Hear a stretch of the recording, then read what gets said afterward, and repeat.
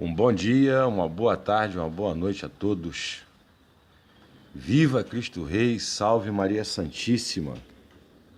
Aqui quem vos fala é Fred, o FRJ, do canal Fred, o FRJ Silva.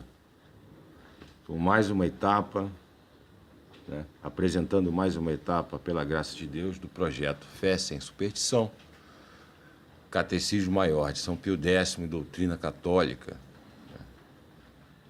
E hoje a gente vai postar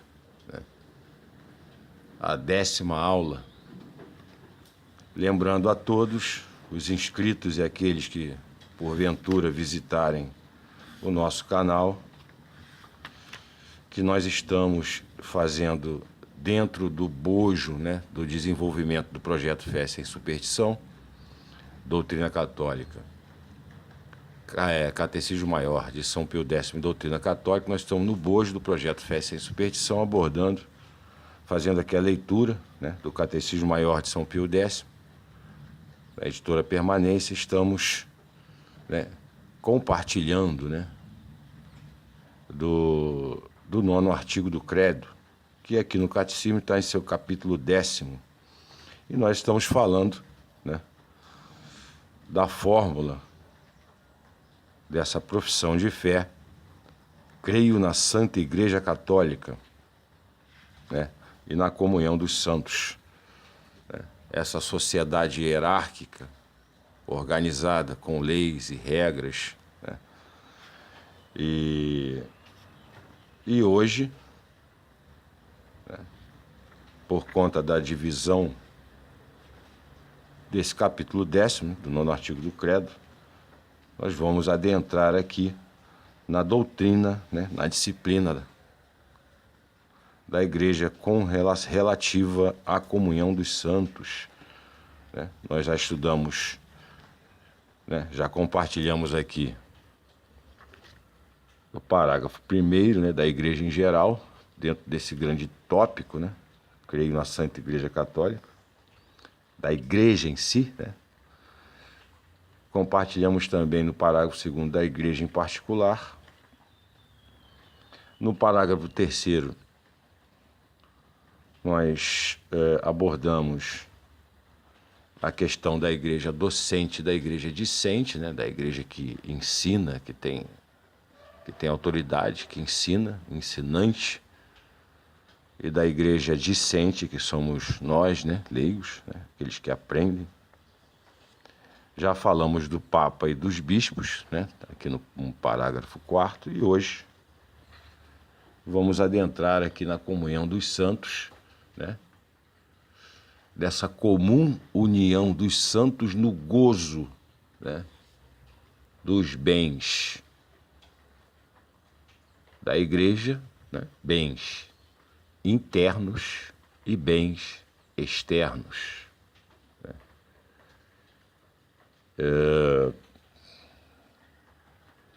Os bens são bens comuns, de todos os fiéis e daqueles também que fazem parte da hierarquia, que receberam através do sacramento da ordem, o munus de nosso Senhor Jesus Cristo para ensinar e curar as almas. Basicamente, e isso chama a atenção, que eu gostaria de deixar esse mote, para que nós possamos pensar, meditar sobre isso. Existem condições objetivas e subjetivas para que esse gozo, para que esse usufruto dos bens internos e externos da igreja, que já a gente vai especificar aqui, a sua natureza, o seu conceito, o seu número, seus tipos. Existem condições objetivas e subjetivas da pessoa para que possa estar no gozo pleno, ou seja, para que possa estar na comunhão dos santos dessa sociedade, desse reino que nosso Senhor constrói, funda, através do seu sacrifício da cruz. Então é interessante notar que o afastamento, né, ou mesmo a rejeição da doutrina perene da igreja ao longo desses 2 séculos e pouco de munus, né, desse trabalho, né, ide ensinar a todas as nações, batizando-as em nome do Pai, do Filho e do Espírito Santo, né, a seguir, a observar tudo que vos prescrevi. Aquele que crer e for batizado será salvo, aquele que não crer e não for batizado será condenado. Palavras textuais, né, de Nosso Senhor.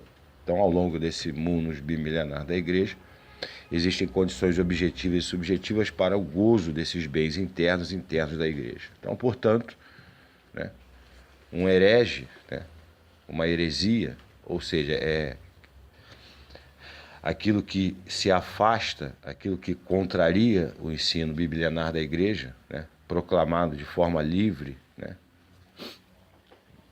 como uma escolha, né? Heresia é você escolher o que você vai crer e vai de encontro à verdade revelada. Não tem como escapar disso. Então a heresia afasta, né, dificulta, né, limita, né, o gozo por parte dos batizados, dos bens comuns da igreja. E é necessário também deixar claro aqui, né, que é importante, é essencial, né, é imperativo que a igreja possua bens, né, por conta de ser uma sociedade hierárquica e organizada, com disciplina, normas, leis, etc., né, para que ela possa, ao fim e ao cabo, desenvolver o seu munus, né, o seu trabalho. Então, nós estamos aqui nos referindo realmente a uma relação entre nós e a Santa Madre Igreja, de uma relação de pertença, de pertencimento, né, e, consequentemente, né, observadas determinadas condições, né, subjetivas do gozo desses bens, né? Os bens comuns internos da igreja, como a fé, a esperança, a caridade, os merecimentos infinitos de nosso Senhor Jesus Cristo, os merecimentos superabundantes da Santíssima Virgem Maria, dos santos, enfim, o fruto de todas as boas obras, né, que a mesma igreja faz, esses bens comuns internos, e os externos, que é o culto público, né, o sacrifício da missa, as orações públicas, as funções religiosas e todas as outras práticas exteriores que unem entre si os fiéis, né? Então existe uma relação de pertença, né, por conta do batismo de nós com a Santa Madre Igreja, e também uma dimensão do gozo pleno ou do não gozo, né, caso estejamos em pecado mortal, né, estamos afastados, né, como se chama, membros mortos, né, da Santa Madre Igreja. Então aí já começa a aparecer uma realidade fulgurante, que é de que a Igreja Católica ela tem ela é uma pessoa divina de direito público. O direito público da Igreja, a supremacia da Santa Madre Igreja sobre a sociedade civil, decorre da própria relação, dessa ligação intrínseca, necessária, absoluta, ineludível, indestrutível, indeclinável para com Deus, nosso Senhor Jesus Cristo, né? Para com a Santíssima Trindade. Esse é o direito que fundamenta, né, a ação da igreja no mundo, ide pelo mundo inteiro, entendeu? Então é por isso que não pode haver ecumenismo no sentido da aceitação, né, da junção, né, da verdadeira igreja, da verdade revelada que se consubstancia, né, na Santa Madre Igreja, sua doutrina, seus bens internos e externos comuns, seu munus, seu trabalho, né, a sucessão apostólica, a tradição, a doutrina, né, o magistério, e com as crenças, né, com as opções, as heresias, né, as escolhas feitas pelos homens ao longo do século, que os afastaram da Santa Madre Igreja e os tornam membros mortos, né, caso tenham sido batizados, né, E às vezes em situações subjetivas mais graves, que é aquela da não pertença, né? Absolutamente não pertence, né? São fora da igreja. Então a doutrina católica é muito clara nesse sentido. Por conta dessa nossa relação de criaturalidade, né, para com Deus nosso Senhor, nós somos obrigados, nós temos o dever de prestar culto a Deus nosso Senhor, de amá-lo, servi-lo, né, conhecê-lo. Mas temos também a faculdade de não fazer, de não fazê-lo. Esse é o chamado livre-arbítrio, a liberdade, né? O livre-arbítrio, essa faculdade, não chega a ser uma liberdade, né? Porque a liberdade para não amar a Deus, ela não existe. Nós temos essa faculdade de não querer. Né? Na realidade, inclusive, todas as almas, infelizmente, que estão no inferno hoje, foram absolutamente livres em não querer, né, seguir, né, e o fizeram de forma absolutamente livre. Né. A própria verdade encarnada, né, declara isso. Aquele que crer e for batizado será salvo, aquele que não crer será batizado. Evidentemente que existem particularidades, né, nesta negativa, e Deus julgará com justiça. Né? Deus nosso Senhor jamais irá se afastar ou permitir que uma alma se afaste dele sem que ele tenha feito tudo, né, para que pudesse essa alma voltar para a comunhão. Né? Por conta de um dos atributos, né, tão esquecidos de Deus nosso Senhor, que é a sua justiça. Deus é absolutamente justo e por isso ele vai fazer tudo que for necessário, como fez, né, morrendo na cruz, né, passando por aquele tormento terrível, né, aquele sofrimento indescritível para nós humanos. Não temos condições de aquilatar isto de forma correta, né, os sofrimentos de nosso Senhor. Deus já fez isso por nós. A igreja ao longo dos séculos vem fazendo isso por nós. O martírio dos santos, né, o sacrifício, a abnegação, né, de todos os santos, de modo a levar a efeito, de dar efetividade a esse comando, né, de nosso Senhor Jesus Cristo, ir pelo mundo inteiro, pregar o Evangelho a toda criatura, ensinar em todas as nações. Então há necessidade da igreja se organizar, tem que ser uma sociedade organizada. E esse munus, ou seja, essa atividade, essa função mais elevada de todas, somente no seio, somente só pode realizar-se na sua plenitude, na sua inteireza, no seio da Santa Madre Igreja. Não é possível.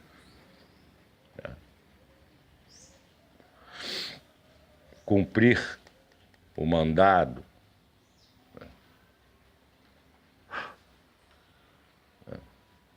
ou este mandato, né, de cura das almas, sem a comunhão dos santos, sem esse gozo comum, né, dos bens da igreja. E infelizmente, né, já antes do Concílio Vaticano II, né, por conta de fatores que já vêm sendo abordados aqui nos vídeos, mas particularmente por conta, né, da perda, né, da fé, né, dessa dificuldade, né, de você equacionar esses elementos que compõem essa equação, onde estão em luta aqui, onde estão em confronto os desejos, né, da carne e as exigências, né, do espírito. Né. Houve gradativamente um processo de separação, de destruição, de diluição da cristandade e por conta disso, né, uma deturpação, uma falsificação né, da doutrina da igreja, da doutrina católica, e hoje nós temos essa visão, né, ecumênica, satânica, maligna, né, onde nosso Senhor Jesus Cristo é relegado, e a Santa Madre Igreja também relegada a mais uma opção. E lembremos aqui que Nosso Senhor e a Santa Madre Igreja são exclusivistas, né? Isso é politicamente incorreto, mas são absolutamente exclusivistas. A Igreja é absolutamente exclusivista por conta, né, da necessidade intrínseca da natureza humana de seguir o itinerário fixado por Nosso Senhor. Fora da Igreja Católica, daí o dogma, né? Fora da Igreja Católica não há salvação. Só em casos particulares, exceções, né? Isso é mais uma questão teológica profunda, né? Você tem essa possibilidade, né? Questão da heresia material, né? Da impossibilidade absoluta, né, do conhecimento da verdade, né? Uma tendência subjetiva, interna, de que, uma vez conhecida a verdade, né, ela seria abraçada. Seriam vários elementos, né? Mas são exceções, absolutamente.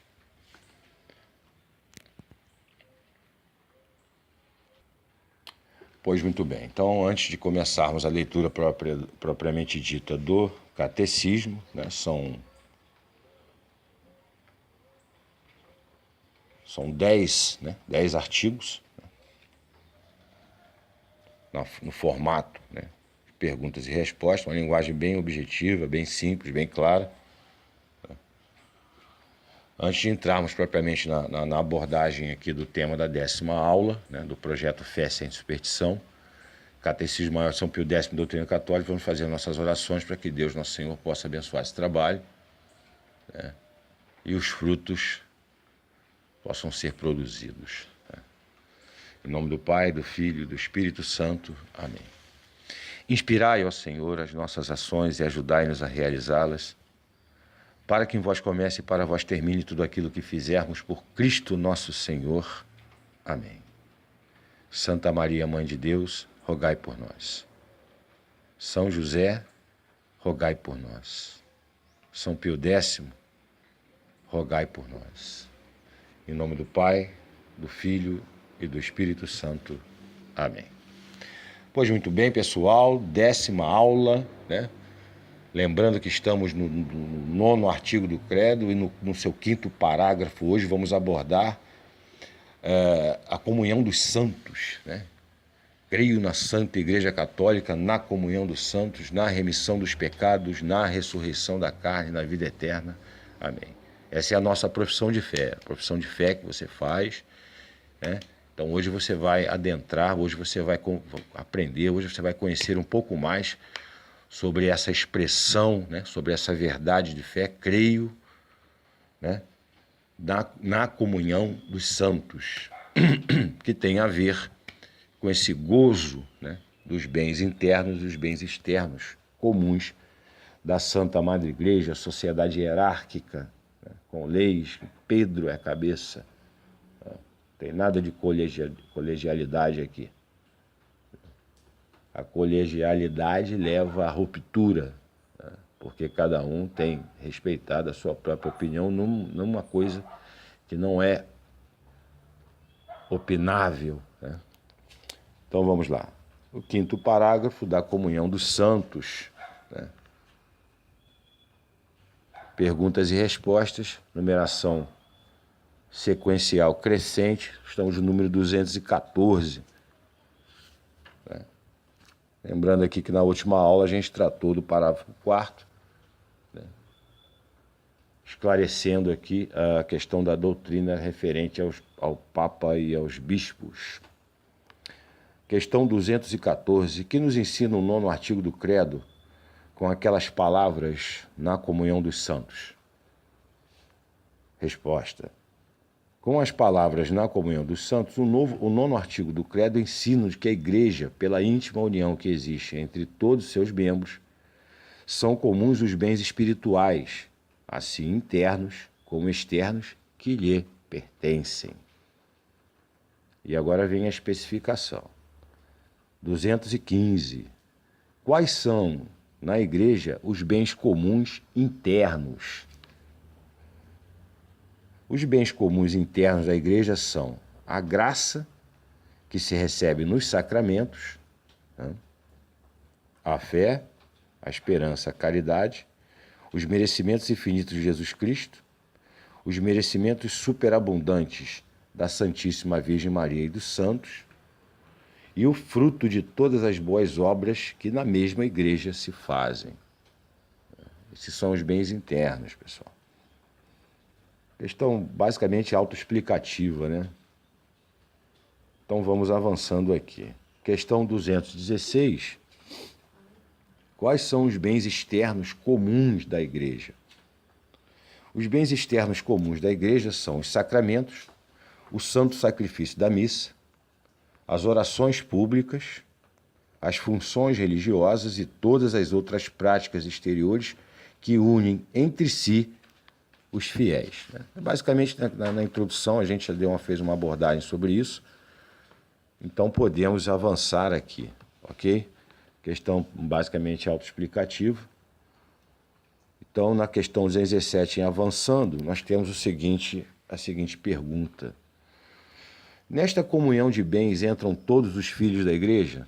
Né? A questão 217 é importantíssima, pessoal. Então, todos os hereges, as seitas protestantes, e outras crenças, outras falsas religiões aí, né? Aqueles que a praticam, que a seguem, não estão em comunhão com a igreja. Então, a questão 17, ela responde o seguinte: estão todos, né, nesta comunhão de bens, entram todos os filhos da igreja? Tá? Mas aqui a gente tem que especificar, porque estão falando de filhos da igreja, né? Então, a questão responde o seguinte: na comunhão dos bens internos entram somente os católicos que estão na graça de Deus. Os que estão em pecado mortal não participam de todos os bens, né? Participam de alguns, mas não de todos. Então vamos avançando para que isso possa ficar mais claro, né? Mais explícito. Então, questão 218. Por que não participam de todos os bens aqueles que estão em pecado mortal? Resposta: porque é a graça de Deus, vida sobrenatural da alma, que une os fiéis a Deus e a Jesus Cristo como seus membros vivos e os torna capazes de fazer obras meritórias para a vida eterna. E porque aqueles que se encontram em estado de pecado mortal, não tendo a graça de Deus, estão excluídos da comunhão perfeita dos bens espirituais e não podem fazer obras meritórias para a vida eterna. Ok? Isso joga por terra, né, de uma vez por todas, essa coisa de que um ateu bom, né, entre aspas, né, ele vai para o céu, né, como ele se salva, né, ele consegue alcançar essa comunhão com Deus Nosso Senhor, como só vem dizendo aí ultimamente, né, a hierarquia da igreja através do Sumo Pontífice. Pecado gravíssimo contra a caridade, né, onde você omite a verdade das pessoas e tira das pessoas a possibilidade de fazer uma escolha, né, correta. Isso é que é o grande problema, gente. Não existe caridade em você omitir a verdade do outro.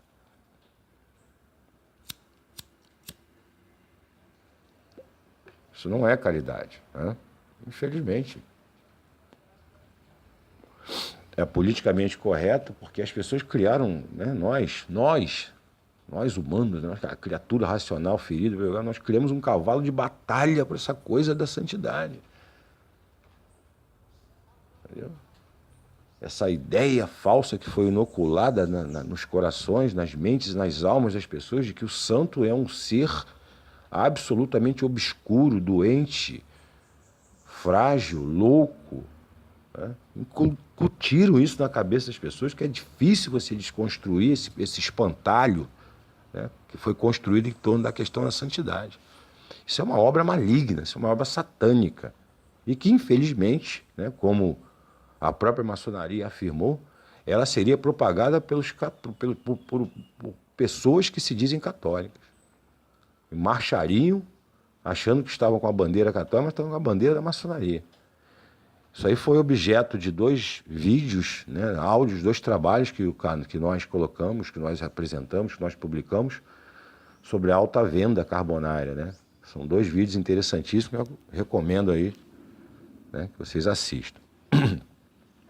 Então, não dá para fazer obra meritória fora da comunhão dos bens espirituais internos e externos da igreja, os materiais objetivos. Não é possível. Entendeu? Mas, infelizmente, né, a hierarquia católica diz que é possível. Entendeu? Isso é ou não é algo extremamente maligno, extremamente satânico? Evidente. A gente retira do nosso coração, do nosso espírito, da nossa alma, essa emoção, essa emotividade, né? Essa afetividade, e começa a pensar de forma clara, você vê que tudo faz sentido. Né? Então, fechando aqui, avançando, questão 219.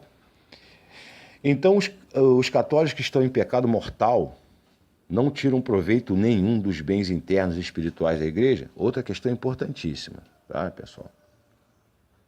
É absoluta, né, essa impossibilidade de tirar proveito dos bens da igreja por parte dos católicos que estão em pecado mortal? Ela é total, absoluta?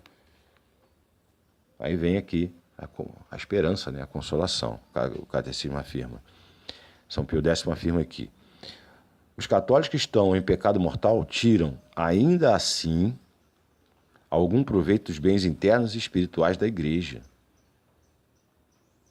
porquanto conservam, né, uma vez que conservam o caráter de católicos, que é indelével, uma vez batizados. Né? Juliano o Apóstolo, né, se tomou banho em sangue de bode, né? Um imperador que era católico e apostatou na época, nos primórdios, né, do catolicismo, da Igreja Católica. Entrou para a história conhecido como Juliano o Apóstata. Né? Juliano o Apóstata, ele tomou banho de sangue de bode para até apagar, né, os efeitos do batismo. Né? Infelizmente, para ele não é possível. Né? Para ele não foi possível, nem para ninguém. Né? Uma vez batizado, para sempre. Entendeu? E daí a situação terrível que ele se encontrou depois na morte. Né? Mas, enfim. Então, os católicos que estão em pecado mortal tiram, ainda assim, né, repetindo, algum proveito dos bens internos e espirituais da igreja, porquanto conserva o caráter de católico que é indelével, ou seja, já é indestrutível, nunca mais pode mudar. E a virtude da fé, que está lá inoculada, né, que você recebe isso quando é batizado. Isso é um efeito sobrenatural. Você não vê, mas está lá. A virtude da fé que é a raiz de toda a justificação. Ou seja, se você não crê, você não faz penitência, você não se converte, né? Você não age, você não pratica as obras, né, que são necessárias para a salvação. O pessoal deturpa isso, né, de forma absolutamente desonesta, né, do ponto de vista intelectual. Né? Então, o protestante ele não sabe, ele não conhece a malandragem. Alguns conhecem, né, a esperteza, a malícia do maçom, né? Outros não conhecem, né? E ficam... Bom, é difícil. Mas, enfim. A virtude da fé que é a raiz de toda a justificação. Por isso, são auxiliados pelas orações e boas obras dos fiéis, dos católicos que estão em estado de graça, para obterem a graça, supergraça, a suprema graça da conversão. Bem explicadinho, né? Bem claro. Avançando aqui, questão 220. Os que estão em pecado mortal podem participar dos bens externos da igreja? Outra questão também, né, que precisa ser bem compreendida. Aí o catecismo responde assim: bens externos, pessoal, tá? Sacramentos, missa, orações públicas, funções públicas e religiosas e todas as outras práticas exteriores que une entre si os fiéis. Então aqui, os católicos que estão em pecado mortal podem participar dos bens internos da igreja, né? Sacramento, a fé, a esperança, a caridade, os merecimentos infinitos de Jesus Cristo, os merecimentos superabundantes da Santíssima Virgem e dos santos, né?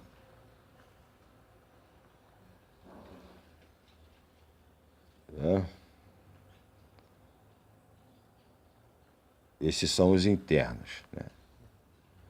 Mas os que estão em pecado mortal podem participar dos bens externos da igreja. Os que estão em pecado mortal podem participar dos bens externos da igreja, contanto que não sejam separados da mesma igreja pela excomunhão. Bens externos. Sacrifício da Santa Missa, orações públicas, funções religiosas, etc. Né? Você pode assistir a missa, não pode comungar. Agora, com relação aos bens internos, de alguma forma, se as orações daqueles que estão em estado de graça, se as orações desses fiéis pela nossa conversão são nutridas, estão ligadas aos merecimentos superabundantes, né, de nosso Senhor Jesus Cristo, da Santíssima Virgem, em relação aos quais nós pedimos a conversão de alguém e até mesmo o nosso progresso, né, no processo de justificação, né, de alguma forma podem sim participar, não diretamente, mas indiretamente. Não como sujeito ativo, mas como sujeito passivo, né, da ação dos santos. Né? Então você vê que até a gente em pecado mortal, até quando estamos em pecado mortal, a igreja mãe, mestra, misericordiosa, tem algo bom para nós, né? Até mesmo quando nós rejeitamos, né, a Santa Madre Igreja, a sua doutrina e a graça de Deus, até quando nós resistimos, né, à ação da graça, nós estamos recebendo de alguma forma também, podemos receber de alguma forma também auxílio, né, por conta disso. Explica aqui o catecismo. Então, avançando, questão 221, por que os membros desta comunhão, considerados em conjunto, se chamam santos? E o catecismo, e São Pio X, Papa São Pio X responde assim: os membros desta comunhão chamam-se santos porque todos são chamados à santidade e foram santificados por meio do batismo, e muitos deles atingiram já a santidade perfeita. Questão autoexplicativa, vamos aqui à última questão desta 10ª aula, né, da comunhão dos santos. Lembrando que estamos aqui no 9º artigo do credo, né, você católico que reza, que faz a oração do credo, né, vamos lá no final, creio na Santa Igreja Católica, na comunhão dos santos, né. Então, esse é o tópico, projeto Fé Sem Superstição, doutrina católica, Catecismo Maior de São Pio X, doutrina católica. Questão 222 para finalizar. A comunhão dos santos estende-se também ao céu e ao purgatório? Sim, responde o catecismo. A comunhão dos santos estende-se também ao céu e ao purgatório, porque a caridade une as 3 igrejas. A igreja triunfante, que já está no céu, a igreja padecente, que são aqueles santos católicos que estão no purgatório, e a igreja militante, que somos nós aqui, nesse vale de lágrimas, né, gemendo, chorando nesse vale de lágrimas, ao qual nós rezamos, né, a Santíssima Virgem Maria, né? Salve, Rainha, Mãe de Misericórdia, vida, doçura, esperança nossa, salve. A vós bradamos, os degredados filhos de Eva, a vós suspiramos, gemendo e chorando neste vale de lágrimas, né? Estamos aqui na igreja militante, nesse vale de lágrimas, tá? Então, Sim, a comunhão dos santos se estende também ao céu e ao purgatório, porque a caridade une as três igrejas. A igreja triunfante, a igreja padecente e a igreja militante. E os santos rogam a Deus por nós e pelas almas do purgatório. E nós damos honra e glória aos santos e podemos aliviar as almas do purgatório aplicando em sufrágio delas, ou seja, em benefício delas, missas, esmolas, indulgências e outras boas obras. Tá? Tem que estar em estado de graça, tá, pessoal? Confessado com as devidas disposições, né?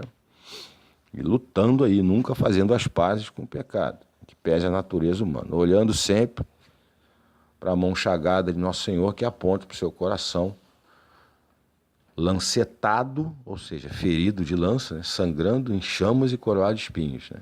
A imagem sagrada, coração de Jesus, todo bom católico deve ter uma em casa a venerar. É.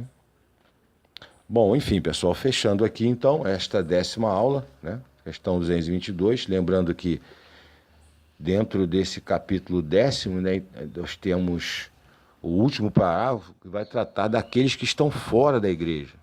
Eu vou avisando que é politicamente incorreto, tem nada a ver com o que está sendo pregado hoje por essa hierarquia visível da igreja conciliar. Tá? Nada, nenhuma relação. Completamente destoante, porque é verdade. Tá? Não tem nada a ver com essa mudança, né? Com essa radicalização, né? Modernista que nós estamos vendo,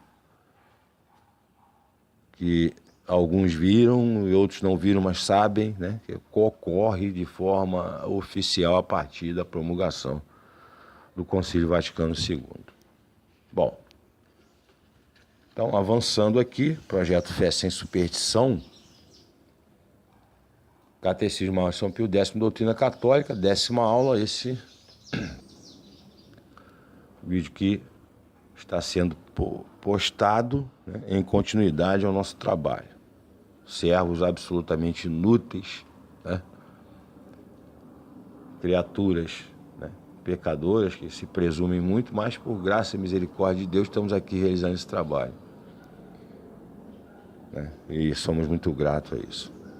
Então, fechando, vamos fazer as nossas orações, né, para que Deus possa, né, levar, porque de fato é Ele que leva adiante esse trabalho, né, e que Ele possa trazer benefícios, né, e frutos, né, de conversão, de conhecimento, né, e ao fim e ao cabo de salvação e honra e glória à Santíssima Trindade, a Deus nosso Senhor Jesus Cristo e à Santa Madre Igreja, a Santíssima Virgem. Em nome do Pai, do Filho e do Espírito Santo. Amém. Pai nosso que estás no céu, santificado seja o vosso nome. Venha a nós o vosso reino, seja feita a vossa vontade, assim na terra como no céu. O pão nosso de cada dia nos dai hoje, perdoai as nossas dívidas, assim como nós perdoamos os nossos devedores. E não nos deixeis cair em tentação, mas livrai-nos do maligno, do mal. Ave Maria, cheia de graça, o Senhor é convosco. Bendito sois vós entre as mulheres, bendito é o fruto de vosso ventre, Jesus. Santa Maria, Mãe de Deus, rogai por nós, pecadores, agora e na hora de nossa morte. Amém. São José, Pai nutrício do menino Jesus, protetor e guarda da honra, da virgindade, da pureza, da Santíssima Virgem Maria, rogai por nós. São Pio X, rogai por nós. Em nome do Pai, Filho e do Espírito Santo. Amém. Pô, muito bem, pessoal. Obrigado a todos aí, né? Até o próximo vídeo, né? E viva Cristo Rei, salve Maria Santíssima.